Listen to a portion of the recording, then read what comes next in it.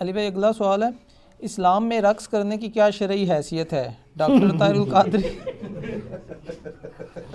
سوال تو پورا سنن دے۔ ڈاکٹر طاہر القادری صاحب تو نعت وغیرہ کے دوران رقص کرنے کو نہ صرف جائز قرار دیتے ہیں بلکہ ان کی موجودگی میں کئی بابوں کی رقص کی حالت میں جھومنے کی ویڈیوز بھی یوٹیوب پر موجود ہیں۔ اس حوالے سے ڈاکٹر صاحب جن احادیث کا ریفرنس دیتے ہیں ان کی اسنادی حیثیت کیا ہے؟ وہ بابوں والی ویڈیو ویسے آپ نے دیکھی ہوئی ہے؟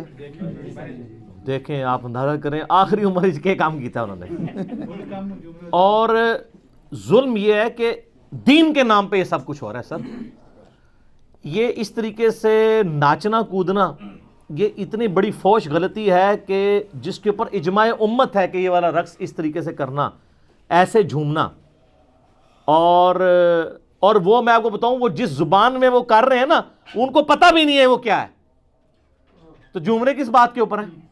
یہ اسی طریقے سے جب محفل قرات ہو رہی ہوتی ہے نا تو عذاب کی آیات پہ بھی لوگ کہہ رہے ہوتے ہیں سبحان اللہ، حالانکہ صحیح مسلم میں حدیث ہے کہ نبی علیہ السلام جب تہجد کی نماز پڑھا کرتے تھے تو جہاں جہاں عذاب کی آیات آتی تھی تو اللہ سے عذاب جہنم کے اگینسٹ پناہ مانگتے تھے۔ اللہم انی اعوذ بک من عذاب جہنم، آمین، اللہم اجرنا من النار، آمین، اور یہ اس پہ بھی سبحان اللہ کہہ رہے ہوتے ہیں۔ تو وہ بابے بھی جھوم رہے ہیں، وہ تو کسی اور زبان میں ہی وہ گنگنائی جا رہی ہے جو ویڈیو چل رہی ہے۔ ڈاکٹر طاہر القادری صاحب علمی آدمی ہیں، بڑی حیرانگی ہوتی ہے کہ وہ جن چیزوں کا سہارا لیتے ہیں ان کا بھی کیا قصور، پرانے بزرگ بھی یہ کرتے رہے۔ آپ حیران ہوں گے کہ یہ پہلی دلیل جو ہے نا رقص کی قرآن سے لیتے ہیں۔ سر اگر جان کی مان پاؤں تو آپ کو وہ آیت پڑھ کے سناؤں تو پھر آپ نے ان بزرگوں کا اور ان کے بڑے پرکھوں کا، صوفیاء کا مذاق آپ خود اڑائیں گے کہ ان لوگوں نے کس چیز کو بنیاد بنایا۔ وہ سورہ سواد کی آیات ہے، 41 نمبر آیت ہے آنورڈ، پارہ نمبر 23 کے اندر۔ اعوذ باللہ من الشیطان الرجیم، بسم اللہ الرحمن الرحیم۔ اسی لیے میرے بھائی قرآن سے پہلے اعوذ باللہ پڑھی جاتی ہے، ورنہ قرآن پڑھ کے بھی کوئی غلط رزلٹ نکال لے، یہ شیطان کے اگینسٹ اللہ کی پناہ کیوں حاصل کی جاتی ہے کہ یہ نہ ہو کہ اس قسم کا کوئی شیطان گھس جائے کہ قرآن میں لکھا کچھ اور ہو اور آپ اپنے ماننے والوں کو کچھ کا کچھ بنا کے بتائیں۔ وہ یہی کر رہے ہوتے ہیں نا۔ یہ جی 41 نمبر آیت سورہ سعد، پارہ نمبر 23۔ حضرت ایوب علیہ السلام کا ذکر ہے۔ آپ کو پتہ ہے ان کو اللہ تعالیٰ کی طرف سے آزمائش آئی تھی، بیماری آئی تھی ان پہ۔ یہ جو کہتے ہیں ان کے جسم میں کیڑے پڑ گئے تھے اور وہ کیڑا نیچے گرتا تھا اوپر رکھ لیتے تھے، یہ جھوٹ ہے، ایسا نہیں ہے، یہ سب اسرائیلی روایتیں ہیں۔ وَاذْكُرْ عَبْدَنَا ایوب، ہمارے بندے ایوب کو یاد کرو، اذ نادا ربہ، جب انہوں نے اپنے رب سے دعا کی، انی مسنی الشیطان بنصب وعذاب، کہ اے میرے رب بے شک شیطان نے مجھے چھو لیا ہے تکلیف اور دکھ کے ذریعے۔ اچھا وہ کوئی وسیلہ واسطہ نہیں پیش کر رہے، اللہ ہی سے فریاد کر رہے ہیں۔ ارکض برجلک ھذا مغتسل بارد وشراب، تو اللہ تعالیٰ نے ان کو وحی کی کہ اپنا پاؤں زمین پہ مار، یہ ہے ٹھنڈا پانی تیرے غسل کرنے کے لیے اور پینے کے لیے۔ وہ کہتے ہیں جو حضرت ایوب علیہ السلام نے زمین پہ پاؤں مارا نا، یہ رقص کی دلیل ہے۔ ہائے ہائے ہائے، کتنے پہنچے نے سرکار، ہائے ہائے ہائے۔ وَوَهَبْنَا لَهُ أَهْلَهُ وَمِثْلَهُمْ مَعَهُمْ، تو ہم نے ان کو مزید ان کے اہل، بیوی اور بچے ان کے سارے فوت ہو گئے تھے، اللہ کہتا ہے ہم نے دوبارہ نئے بیوی بچے دیے اور اس کی مثل اور عطا کر دیے، رحمتم منا، اپنی طرف سے رحمت، وذکریٰ لأولی الالباب، جس میں نصیحت ہے اہل عقل کے لیے۔ وہ کہتے ہیں جی اگر یہ پاؤں مار کے ناچنا حرام ہوتا تو قرآن میں یہ آتا؟ تو اس میں تو صرف پاؤں مارنے کا ذکر ہے، یہ تو نہیں کہ وہ پاؤں مارتے ہی جا رہے تھے۔ وہ تو اما ہاجر کے لیے بھی، جن کو آپ ہاجرہ کہتے ہیں، لفظ ہاجر ہے، ان کے لیے بھی سیدنا اسماعیل علیہ السلام کے لیے وہ زمزم جاری ہو گیا تھا۔ بخاری میں اشارہ تھا، نہ تورات میں ذرا ڈیٹیل کے ساتھ واقعہ موجود ہے۔ تو وہ تو پاؤں لگنے سے ہوا، تو یہ کہتے ہیں جی وہ یہ دلیل ہے، اس سے دلیل پکڑتے ہیں۔ اور اللہ کے فضل سے ہمارے جو پرانے مفسرین اور محدثین ہیں انہوں نے باقاعدہ صوفیاء کا ان آیات کے ساتھ کھلواڑ کرنے کا رد کیا۔ یہ کھلواڑ وہی ہے جس طرح کہ اہل تشیع نے کھلواڑ کیا ہے قرآن کے ساتھ۔ سورہ الذاریات کے اندر پارہ نمبر 27 کے سٹارٹ میں آتا ہے نا کہ ابراہیم علیہ السلام کو انسانی شکل میں آ کے فرشتے نے بشارت دی ان کی بیوی بھی وہاں کھڑی تھی, اس کو بشارت دی. سیدہ سارہ کی عمر آلموسٹ 80+ تھی اور وہ بوڑھی ہو چکی تھی, اس وقت اولاد بھی نہیں پیدا ہوتی, اور کہا کہ آپ کو ایک بچے کی بشارت دیتے ہیں, حضرت اسحاق علیہ السلام کی. تو قرآن میں ہے فسکت وجہہا, تو انہوں نے اپنا چہرہ پیٹا اور کہا کہ میں تو بڑھیا اور بانجھ ہوں, میری اولاد ہوگی. ظاہر ہے 80 سال کی عورت اگر پریگننٹ ہو جائے تو کس کو منہ دکھائے گی. تو ایک ان کا ایبرپٹ تھا, وہ ایک ہی دفعہ انہوں نے چہرہ پیٹا حیرانگی کے ساتھ, تو کہتے ہیں اسے ماتم ثابت ہوتا ہے. تو شیعہ نے اس آیت سے جس طرح گھسیٹ کے ماتم ثابت کیا نا, سنیوں کے صوفیاء نے سورہ 7 کی آیت نمبر 41 سے رقص ثابت کیا. یہ بالکل جعلی باتیں ہیں, ان کو خوف خدا کرنا چاہیے, ان کو شرم بھی نہیں آتی کہ یہ کیا چیزیں لوگوں کے سامنے رکھ رہے ہیں. اس کے علاوہ بخاری مسلم میں کچھ احادیث ہیں جس کا غلط رزلٹ نکالا گیا. صحیح بخاری اور مسلم دونوں میں حدیث ہے کہ اماں عائشہ کہتی ہیں کہ ایک دفعہ مسجد نبوی میں حبشی جو ہے وہ اپنے نیزوں اور تلواروں کے ساتھ اور ڈھالوں کے ساتھ جنگی پریکٹس کر رہے تھے, جنگی مشقیں. تو میں نے خواہش کا اظہار کیا, اللہ کے رسول صلی اللہ علیہ وآلہ وسلم میں یہ دیکھنا چاہتی ہوں. اور آپ فرماتی ہیں کہ تم نبی علیہ السلام کا اخلاق دیکھو کہ میں تو نوجوان لڑکی تھی, ایک نوجوان لڑکی جب اس طرح کا کوئی کھیل تماشا دیکھ رہی ہو تو وہ کتنی دیر کھڑے ہو کے دیکھ سکتی ہے, اس کا تو شوق ہوتا ہے نا. تو نبی علیہ السلام سامنے کھڑے ہو گئے, میں ان کے پیچھے کھڑی ہو گئی اور میں آپ علیہ السلام کے جسم مبارک سے یعنی اوٹ کر کے پردے میں وہ دیکھتی رہی جب تک کہ میں تھک ہی نہیں گئی. نبی علیہ السلام نہیں ہٹے. کیا شفقت تھی. اور پھر اماں عائشہ کے الفاظ ہیں, تم سوچ سکتے ہو کہ ایک نوجوان لڑکی کتنی دیر کھڑے ہو کے یہ دیکھ سکتی ہے. تو اس میں الفاظ ہیں کہ وہ جنگی مشقیں کر رہے تھے, تو ظاہر ہے جنگی مشقیں کرتے ہوئے بندہ جھومتا بھی ہے وہ سارا. تو اس حدیث سے وہ دلیل لیتے ہیں کہ وہ جھوم رہے تھے نا, تو اس سے رقص کا ثبوت ملتا ہے. حالانکہ جنگی ٹریننگ میں اس طریقے سے پریکٹس کرنا, وہ تو عام جم میں بھی آپ چلے جائیں یا کوئی ورزش لگانے کے لیے چلے جائیں, اس کو آپ اس طرح کا قرآن اور سنت کے نام کے اوپر ناچنا اور بابوں کو نچانا ممبروں کے اوپر. اسی حدیث کے کانٹیکسٹ میں یہ حدیث بخاری اور مسلم دونوں میں ہے. صحیح بخاری میں آپ فتح الباری ابن حجر اسقلانی المتوفا 852 ہجری کی فتح الباری پڑھ لیں, اور امام نووی نے جو شرح صحیح مسلم لکھی ہے وہ آپ پڑھ کے دیکھ لیں. دونوں نے لکھا ہے کہ یہ اتنا بڑا ظلم ہے اس سے رقص کو ثابت کرنا. یہ تو جنگی مشقوں کا ذکر تھا اور لوگوں نے گھسیٹ گھساٹ کے اس سے رقص ثابت کرنے کی کوشش کی. ایک اسی کو سپورٹیو حدیث جو ہے وہ مسند احمد میں ہے اور صحیح ابن حبان کے اندر ہے. اس میں یہ کہ حبشی جو ہے وہ اسی طریقے سے مسجد کے اندر جو ہے وہ جنگی پریکٹس کر رہے تھے اور ساتھ ساتھ وہ کچھ نعرے بھی لگا رہے تھے. تو نبی علیہ السلام کو وہ سمجھ نہیں آ رہی تھی, ہو سکتا ہے وہ اپنی لینگویج میں لگا رہے ہوں یا آپ تک آواز نہ جا رہی ہو. تو آپ نے صحابہ سے پوچھا یہ کیا کہہ رہے ہیں, تو انہوں نے کہا یہ کہہ رہے ہیں محمد عبد صالح, محمد اللہ کے نیک بندے ہیں. اور ساتھ ساتھ وہ اپنی تلواروں کی پریکٹس بھی کر رہے تھے, اس پریکٹس میں جھوم رہے تھے اور نبی علیہ السلام کا ذکر خیر کر رہے تھے. ٹھیک ہے. اور یہ صوفیاء جو ہے یہ جہاد سے چڑ, ان کو جہاد کی پریکٹس انہوں نے کہاں سے کرنی ہے. تو ان لوگوں کا کیا لینا دینا ہے کہ جہاد کی جنگی مشقوں کے دوران نبی علیہ السلام کا مبارک نام لیتے ہوئے, وہ تو ٹھیک ہے آج بھی اگر کوئی گن چلاتے ہوئے نبی علیہ السلام کا مبارک نام لیتا ہے, آپ علیہ السلام سے اپنی محبت کا اظہار کرتا ہے, ایون لبیک کا یا رسول اللہ بھی کہتا ہے, یا رسول اللہ میں آپ کے لیے اپنی جان دینے کے لیے حاضر ہوں. حاضر و ناظر کا عقیدہ نہ رکھے, یہ نہ عقیدہ رکھے کہ آپ وہاں موجود ہیں یا آپ علیہ السلام سن رہے ہیں, بلکہ ایک اپنی محبت کا اظہار کرے. تو میرے تو اس کے اوپر کلپ ریکارڈڈ موجود ہے, آپ کریں جتنے مرضی نعرے لگائیں, کوئی ہمیں نہیں اختلاف. لیکن آپ اس کو بنیاد بنا کے یہ کہنا کہ جی وہ صحابہ کرام جو رقص کرتے تھے تو وہ اس طرح کی پریکٹس, ابھی بھی آپ ایسے عرب ملکوں میں جائیں نا تو ان عربیوں کی جو جنگی مشقیں ہو رہی ہوتی ہیں نا, وہ ویسے آج تک تلوار ہی پکڑی ہوئی ہے, ان کو پتہ ہی نہیں ہے کہ اب تو جدید اسلحہ آ چکا ہے, تو ان کی اب ٹریڈیشن بن چکی ہوئی ہے. تو اس طریقے سے اگر کوئی جھومتے ہوئے کر لیتا ہے تو ہم اس کے اوپر کوئی شرعی فتویٰ نہیں لگاتے, نام یہ کہتے ہیں کہ اس طرح کا کوئی رقص کرنا وہ حرام ہے.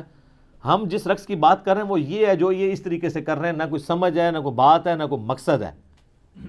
ٹھیک ہے. سائیڈ بائی سائیڈ ایک چیز چاہتی ہوئی علیحدہ بات ہے. اور بڈھے ویلے 60 سال کے بابے وہ جس طرح جھوم رہے ہوتے ہیں, خدا نہ خواستہ کسی کو چکر آ جائے اور اوپر سے آ کے نیچے گر جائے, اور شہادت کے مرتبے میں فائز ہو جائیں, پچھلے اس کو روتے ہی رہیں. تو یہ تھوڑا دیکھنا چاہیے. اور وہ پھر جب وہ میوزک وہ اتنا تیز ہوا ہے, وہ بابے اور تیز ہو گئے اس میں, آپ دیکھیں نا ویڈیو میں, تو ڈاکٹر صاحب خود بھی پریشان ہو گئے سر کہ میرے متے ہی نہ لگ جائیں. ان کے آپ چہرے کے ایکسپریشن دیکھیں, وہ فوراً سیریس ہو گئے تھے کیونکہ وہ بہت تیز گھومنا شروع ہو گئے تھے. تو تیز گھومنے والا مطلب بندہ کسی وقت گر سکتا ہے. اس طرح کی چیزوں پہ ذرا دیکھنا چاہیے کہ قرآن و سنت میں کیا دلائل موجود ہیں, اس کو دیکھ کے چلنا چاہیے. اچھا, ایک بخاری مسلم میں ایک اور حدیث بھی ہے کہ عید کے موقع پہ کچھ حبشی اسی طریقے سے جنگی پریکٹس کر رہے تھے اور وہ جھوم رہے تھے. تو سیدنا عمر وہاں آئے تو انہوں نے زمین سے کنکریاں اٹھا رہی ان کو مارنے کے لیے کہ کم پایا جائے تھے. تو نبی علیہ السلام نے نا منع کر دیا. آپ نے فرمایا یہ عید کا موقع ہے, خوشی کا موقع ہے. تو اس طریقے سے, لیکن وہ کسی مقصد کے, خالی نہیں کوئی کہ آپ ناچنا شروع کر دیں, کسی مقصد کے ساتھ اٹیچ کوئی چیز ہو. ہاں کسی کو وجد واقعی نیچرل آ جاتا ہے, اس کے اوپر بھی کوئی گرفت نہیں ہے. وہ تو صحیح بخاری میں تعلیقاً موجود ہے اور سنن ابن ماجہ میں پوری سند کے ساتھ ہے. مولا علی علیہ السلام کا قول ہے اور صحیح حدیث بھی ہے نبی علیہ السلام کے حوالے سے. امام بخاری تو مولا علی کا قول لے کے, ابن ماجہ میں تو مرفوعاً ہے مولا علی سے نبی علیہ السلام سے انہوں نے بیان کیا کہ 3 لوگ ہیں جن کے اوپر کوئی گرفت نہیں ہے. ایک وہ شخص جو سویا ہوا ہے, دوسرا جو مجنون ہے, پاگل ہے, اور تیسرا چھوٹا بچہ. اس کے اوپر شریعت کا قلم اٹھ جاتا ہے. تو اگر کوئی جنون والی کیفیت کسی پہ ہو جاتی ہے اور وہ کوئی نعرہ مارتا ہے, بے ہوش ہو جاتا ہے. ویسے جعلی بھی ہوتے ہیں. ہم جب دعوت اسلامی میں تھے نا تو کئی اس طرح کے جعلی لوگ ہم نے پکڑے ہیں. وہ آپ کو پتا ہے وہ لائٹس آف کر کے ذکر کراتے تھے اللہ, وہ آپ اتنی تیزی سے کریں تھوڑی دیر بعد ویسے ہی چکر کے بعد بندہ گر جاتا ہے. ایک نیچرل چیز ہے نا, اتنی دیر سے زور زور سے آپ ہلا رہے ہیں. تو ہم نے 1999 میں نا یہاں اعتکاف کروایا جیل میں اپنے جو مرکز فیضان مدینہ میں. تو روزانہ ہی تماشا لگا, میں 30-40 بندے بے ہوش ہوئے پڑے. میں مصیبت پڑ جاتی ہے نا یار, مطلب لوگوں کو آپ سلانا ہے. اس کے بعد پھر کیا کیا ہم نے, ایک سوئی رکھی ہوئی تھی. ہائے ہائے, سوئی تے پھر تمہیں پتہ نا فیتا مار دیندی ہے. کیڑا جعلی ہے جو واقعی جینون بے ہوش بندہ ہے, اس کو آپ سوئی مارے اس کو اثر ہی نہیں کرے گا. سن ہوا ہوتا ہے بندہ. 99.9 کیا 100% لوگ ہی جعلی تھے. پھر آہستہ آہستہ وہ وجدان ہی بند ہو گیا. روزانہ تو نہیں بندہ سوئی کھا سکتا. تو سوئی مارتے تھے, چیک کرتے, ہاں اٹھتے جاؤ اٹھتے جاؤ اٹھتے جاؤ. تو جب ان کو پتہ چل گیا کہ اب یہ سوئی سے اٹھائیں گے تو وہ پھر وجدانے بند ہو گئے. تو سر یہ جو بابے جھوم رہے ہوتے ہیں نا, تو ایک سوئی رکھ لیں آپ, ٹھیک ہے, ایک ایک بابے نے سوئی لا کے چیک کرو, تو انشاءاللہ تعالی ان کا سارا وجد اتر جائے گا. جیب میں بھی ڈاکٹر صاحب نے ایک جدید طریقہ دسا ہے کہ جیب میں بھی ہاتھ, وہ ہاتھ جیب سے مارو گے تو اور کچھ کر دیں تو عزت بچانا مشکل ہو جائے, پھر چور چور کا فتویٰ لگا دیں گے. اچھا, ایک اور حدیث ہے مسند امام احمد میں بھی ہے اور سنن کبریٰ البیہقی کے اندر موجود ہے. ویسے مزے کی حدیث ہے یہ حدیث بخاری میں بھی ہے. بخاری میں صرف اتنے الفاظ ہیں کہ نبی علیہ السلام نے زید ابن حارثہ سے کہا کہ زید ہمارا مولا ہے, جگری یار ہے, کیونکہ حضرت زید ابن حارثہ کو حضور نے آزاد کیا ہوا تھا, لے پالک غلام تھے. اور حضرت جعفر ابن ابی طالب حضرت علی کے بھائی کو کہا, جس نے وہ نجاشی کے دربار میں سورہ مریم پڑھی تھی, کہ جعفر تم شکل و صورت میں اور سیرت میں میرے مشابہ ہو. بڑی فضیلت. اور تیسرے مولا علی سے نبی علیہ السلام فرمایا علی تم مجھ سے ہو میں تم سے ہوں. یہ تینوں باتیں بخاری کی ایک حدیث میں جو میں نے کربلا والے ریسرچ پیپر میں ڈالی ہوئی ہیں. یہ حدیث بخاری میں تو اتنی ہے, لیکن اس کے کانٹیکسٹ کے ساتھ مسند احمد اور سنن کبریٰ البیہقی میں موجود ہے کہ مولا علی خود روایت کرتے ہیں کہ میں زید ابن حارثہ اور جعفر ابن ابی طالب بیٹھے ہوئے تھے ایک مجلس میں, تو نبی علیہ السلام نے زید سے کہا تو ہمارا مولا ہے. تو حضرت زید ابن حارثہ جو ہے وہ ایک ٹانگ پہ کھڑے ہو گئے اور انہوں نے جھومنا شروع کر دیا. اس کے بعد حضرت جعفر ابن ابی طالب سے حضور نے فرمایا کہ تم اپنی شکل و صورت اور سیرت میں سب سے زیادہ میرے مشابہ ہو. تو وہ بھی ایک ٹانگ پہ کھڑے ہوئے اور انہوں نے جھومنا شروع کر دیا, اظہار محبت کے لیے, خوشی کے لیے. پھر مولا علی کہتے ہیں جب پھر نبی علیہ السلام نے مجھ سے کہا کہ تم مجھ سے ہو اور میں تم سے ہوں, تو میں بھی ایک ٹانگ پہ کھڑا ہوا اور میں نے جھومنا شروع کر دیا. اس حدیث میں ابو اسحاق مدلس ہے, ان سے روایت کر رہے ہیں, سما کی تصریح نہیں ہے, روایت تو ضعیف ہے. امام بیہقی نے بھی کہا کہ یہ حدیث مضبوط نہیں ہے, لیکن اگر یہ حدیث صحیح بھی ہو تو کوئی حرج نہیں ہے.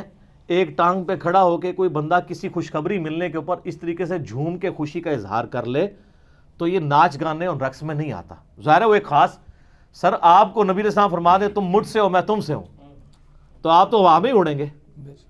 تو میں کہتا ہوں اس روایت کو کوئی صحیح بھی مان لے, اس سے یہ بابوں کے جھومنے ثابت نہیں ہوتے ہیں. ہاں کبھی آپ کوئی قرآن کی آیت یا حدیث یا خوشخبری سن کے آپ کے اوپر کیفیت طاری ہوتی ہے تو ٹھیک ہے, اس میں کوئی حرج نہیں ہے.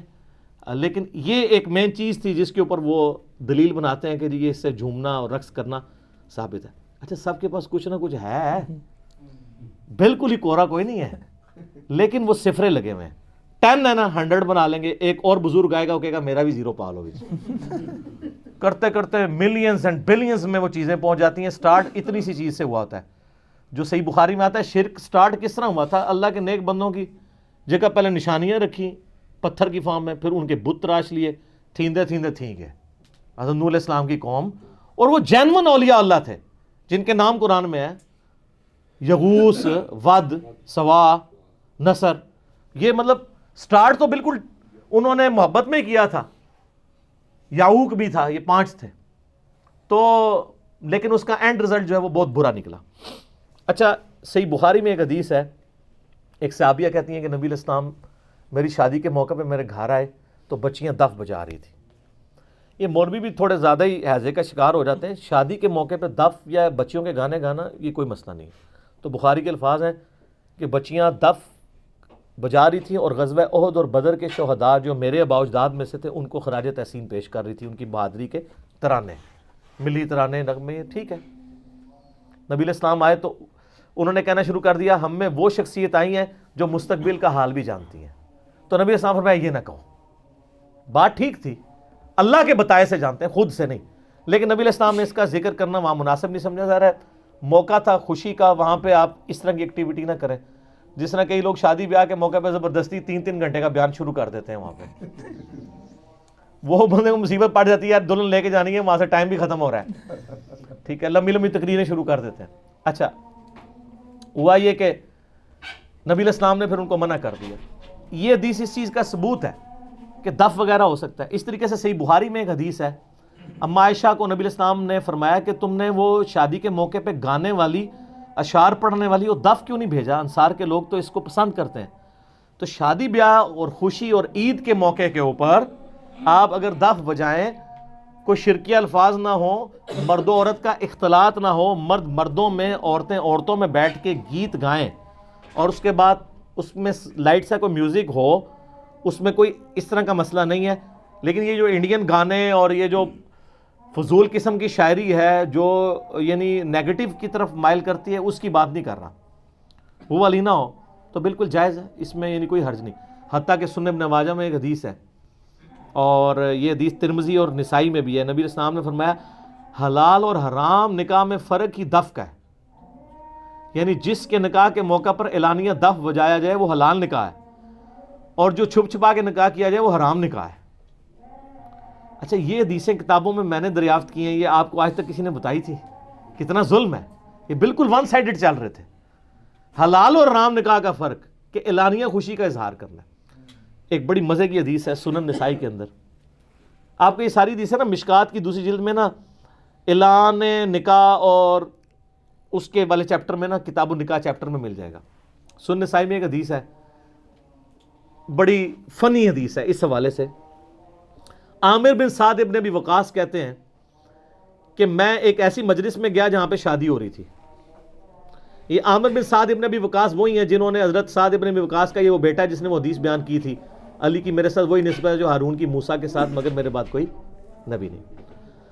عامر بن سعد کہتے ہیں میں نے وہاں دیکھا کہ غزوہ بدر اور احد کے غازی سینئر صحابہ بیٹھے ہوئے ہیں, اور شادی کا موقع ہے, اور بچیاں جو ہیں وہ گا رہی ہیں اور دف بجایا جا رہا ہے.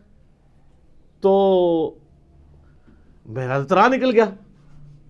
تو سنن نسائی کے الفاظ ہیں, انہوں نے کہا اوے بدر اور احد کے غازیوں اور سینئر صحابہ یہ کیا کر رہے ہو تم لوگ؟ یعنی آج مارے کہ بڈھے والے کیڑا کام چکیا تسی. تو اب ابھی سینئر صحابہ تھے, انہوں نے کہا عامر بات یہ ہے کہ نبی علیہ السلام نے ہمیں اجازت دی ہے شادی بیاہ کے موقع پر, عید کے موقع پر اس طرح کی مجلس کرنے کی. اگر تمہیں یہ مجلس پسند نہیں ہے تو تمہیں اجازت ہے, تم جا سکتے ہو, لیکن ہمیں نہ روکو.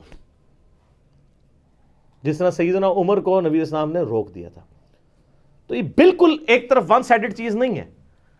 امام ابن حزم کو جانتے ہیں, المتوفی 456 ہجری, جو اہل حدیث تو بہت بڑا ان کو امام مانتے ہیں, باقی لوگ المحلہ کتاب ہے, غامدی صاحب نے وہ پیچھے سجائی ہوتی ہے کتاب, وہ اس دور کے غامدی تھے, تھنک آؤٹ آف باکس کرنے والے. خیر وہ بہت ہی پھر باہر نکل گئے, انہوں نے تو آلات موسیقی کو نہ صرف حلال بلکہ اس کے کاروبار کو بھی حلال قرار دیا. لیکن یہ جو اس وقت آلات موسیقی نے جو پاپ میوزک اور جس طریقے سے یہ یعنی ایک چیز شکل اختیار کر لی ہے, ایک بالکل ایکسٹریم رویہ ہے. لہٰذا میوزک والا معاملہ جو ہے نا وہ اتنا سٹرکٹ نہیں ہے جتنا بنا دیا ہوا ہے. کچھ میوزک تو آپ سب کر رہے ہیں, صحیح بخاری میں حدیث ہے کہ جو غنا سے قرآن نہ پڑھے وہ ہم میں سے نہیں ہے, جو قرآن کو ترنم سے نہ پڑھے. کیسے ترنم سے؟ عرب کے تکاری پڑھتے ہیں. تو جو ماؤتھ ساؤنڈز ہیں اس کو تو سارے حلال سمجھتے ہیں نا, چاہے وہ گنگنایا بھی جائے بغیر میوزک کے. تو یہ بھی ایک اللہ کی طرف سے ایک شعبہ ہے, اس کا کیٹاگوریکل ڈینائی نہیں ہے. مثلا کسی نعت کو میوزک کے ساتھ کوئی بہت ہیوی ڈیوٹی میوزک کے ساتھ پڑھا جا رہا ہے, وہ تو علیحدہ بات. تف کے ساتھ یہ چھوٹے موٹے جس طرح جنید جمشید صاحب نے ایک انٹروڈیوس کرایا, اس میں کوئی حرج نہیں ہے, اس کو آپ چھوڑ دیں. میں آپ کے سامنے اگر یہ کوئی بھی ایک کوئی نعت ہے اس کو پڑھنا, تو اگر اس کو گنگناؤں, مثلا وہ جنید جمشید صاحب کی وہ نعت ہے نا, محمد کا روزہ قریب آ رہا ہے, اس کو اگر میں گنگناؤں